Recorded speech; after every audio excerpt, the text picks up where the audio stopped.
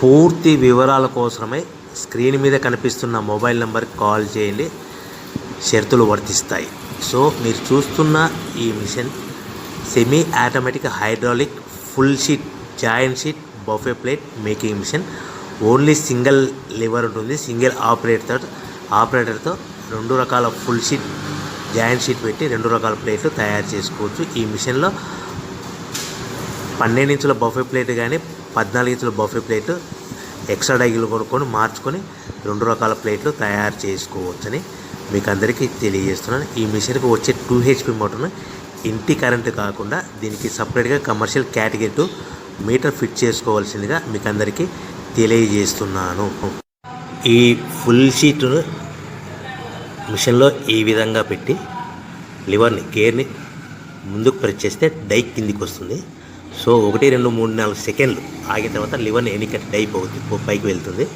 ఈ విధంగా full sheet పెడితే జాయింట్ షీట్ పెడితే 2 రకాల ప్లేట్లు ఈ విధంగా తయారవుతాయి. సో మనకు ఓన్లీ సింగిల్ గేరు సింగిల్ ఆపరేటర్తో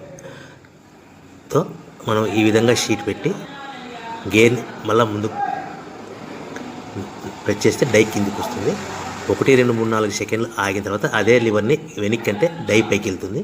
ఈ విధంగా ఫుల్ షీట్ పెట్టడం వల్ల 2 రకాల ప్లేట్లు తయారవుతాయి. సో ఈ మిషన్లో మనము గంటకి చేసే ఆపరేటర్ మీద ఆధారపడి ఉంటుంది. గంటకి 500 ప్లేట్ల నుంచి 1000 ప్లేట్ల వరకు తయారు చేసుకోవచ్చు.